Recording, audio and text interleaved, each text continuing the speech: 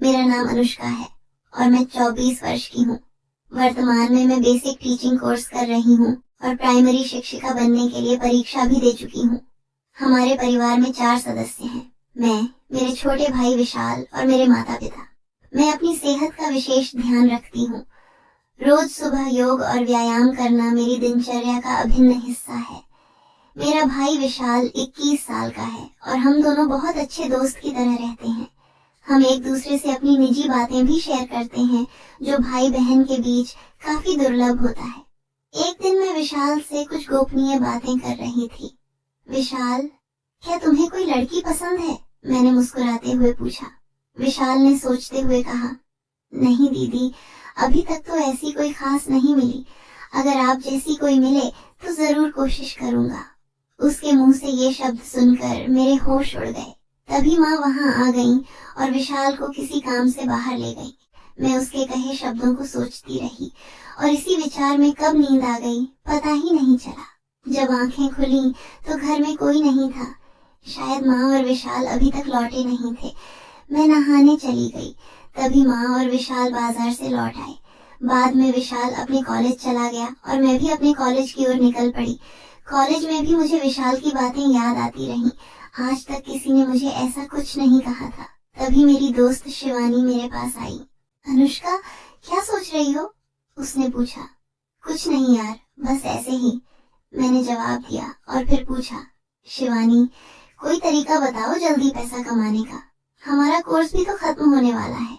शिवानी ने मुझे घूर कर देखा और हंसते हुए बोली, यार, हमारे लिए पैसा कमाना क्या मुश्किल है। उस दिन क्लास नहीं थी, इसलिए हम दोनों अपने अपने घर की तरफ चल पड़े। रास्ते में मुझे विशाल दिखा। वह किसी अजनबी के साथ घूम रहा था। मुझे उसे देखकर गुस्सा आ गया। पापा इतनी मेहनत से हमारी पढ़ाई के लिए पैसे जुटाते हैं और यह लड़का उन्हें बर्बाद कर रहा था। मैं गुस्से में घर पहुंची और विशाल का इंतजार करने लगी। मैं माता पिता को बताना चाहती थी, लेकिन उन्हें दुख पहुंचाने के डर से चुप रही। शाम को जब विशाल घर आया तो मैं उसके कमरे में गई। वह टीवी देख रहा था।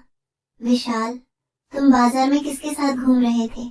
उन लोगों के साथ मत रहो, वे तुम्हें बर्बाद कर देंगे, मैंने चिंता से कहा। दीदी, मुझे उनके साथ घूमना अच्छा लगता है। अब नहीं घूमूंगा तो कब घूमूंगा? उसने गुस्से में जवाब दिया। मैंने उसे बहुत समझाने की कोशिश की, लेकिन वह नहीं माना। अंत में उसने एक शर्त रखी। ठीक है, मैं उनके साथ नहीं घूमूंगा, लेकिन मेरी भी एक शर्त है। अगर तुम मानोगी तो मैं उनका साथ छोड़ दूंगा, विशाल ने कहा। क्या शर्त है? मैंने पूछा। जैसे वे मेरे साथ घूमते हैं, वैसे ही तुम मेरे साथ घूमो और मेरी जरूरतें पूरी करो, उसने कहा। मैंने झटके से मना कर दिया। ये नहीं हो सकता, मैं क्यों तुम्हारे साथ घूमूंगी? तो फिर ठीक है, मुझे मत समझाओ, मैं जो कर रहा हूँ करने दो, उसने तल्खी से जवाब दिया। शाम तक सोचकर बताऊंगी, कहकर मैं अपने कमरे में चली गई। मुझे अब समझ में आ रहा था कि विशाल क्या चाहता है। उसकी बातें सोच सोच कर मेरी चिंता बढ़ती जा रही थी। मैंने कभी नहीं सोचा था कि मेरा भाई ऐसी सोच रखता होगा।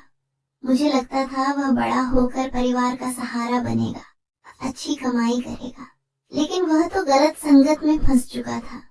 इन बातों से लगने लगा था कि वह अपने साथ साथ हम सबकी जिंदगी भी बर्बाद कर देगा। मेरे दिल की धड़कनें तेज हो गईं। मुझे कुछ दिन पहले की बात याद आई, जब उसने मुझे अजीब नजरों से देखा था। मैं समझ गई थी कि वह क्या चाहता है। मेरे सामने बड़ी दुविधा थी। अगर मैं ना कहूंगी तो वह और बिगड़ जाएगा, उसकी पढ़ाई भी खराब होगी। लेकिन मैं उससे पति पत्नी जैसे रिश्ते की बात भी कैसे मान सकती हूँ? वह मेरा भाई है। फिर मेरे दिमाग में विचार आया, अगर यह बात घर के अंदर ही रहे तो शायद हमारा परिवार बच जाए और विशाल भी सुधर जाए। इसी सोच में मैं सो गई। अगली सुबह मैं विशाल के कमरे में गई। फिर से समझाने की कोशिश की, लेकिन वह नहीं माना। ठीक है विशाल, मुझे तुम्हारी शर्त मंजूर है, लेकिन पहले हम शॉपिंग करेंगे, मैंने कहा। और हाँ, ये बात किसी को पता नहीं चलनी चाहिए, और तुम आज के बाद उन लोगों के साथ नहीं दिखना। जैसा आप कहेंगी वैसा ही होगा, उसने खुशी से कहा।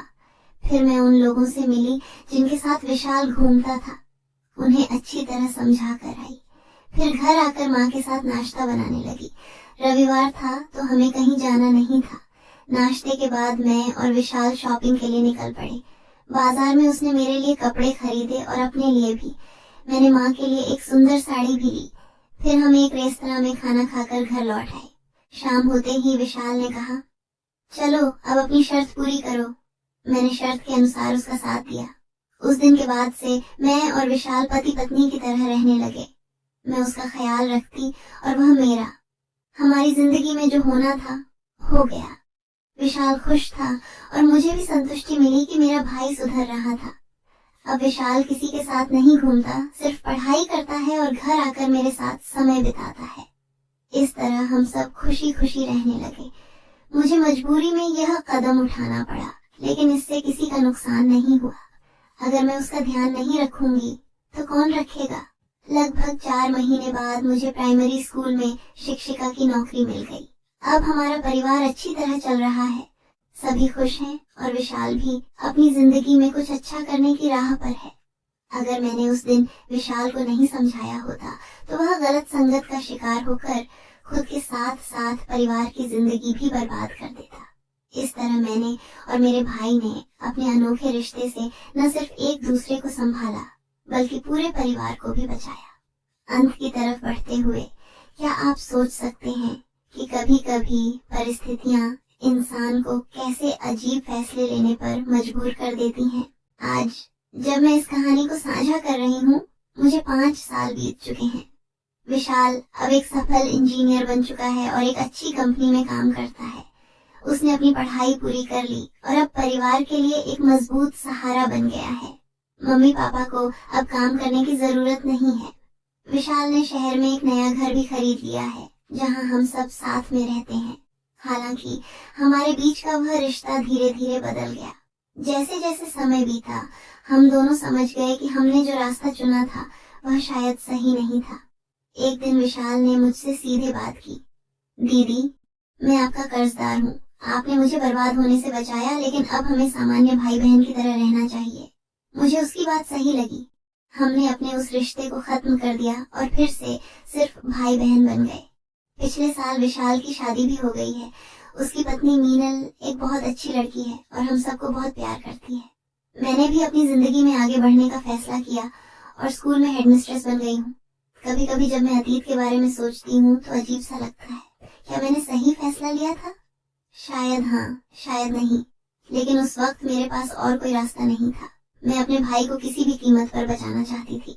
हमारी इस कहानी से मैं बस इतना कहना चाहती हूँ कि जिंदगी में कभी कभी हमें ऐसे फैसले लेने पड़ते हैं जो दूसरों को गलत लग सकते हैं, लेकिन अगर आपका इरादा सही है तो आखिरकार सब ठीक हो जाता है। हाँ, मैंने अपने भाई को बर्बाद होने से बचाने के लिए एक अजीब रास्ता चुना, लेकिन आज हम सब खुश हैं। शायद यही सबसे महत्वपूर्ण है। अगर आप भी किसी ऐसी स्थिति से गुजर रहे हैं तो याद रखें, हर समस्या का कोई न कोई हल जरूर होता है। बस आपको हिम्मत नहीं हारनी है और अपनों के लिए लड़ते रहना है।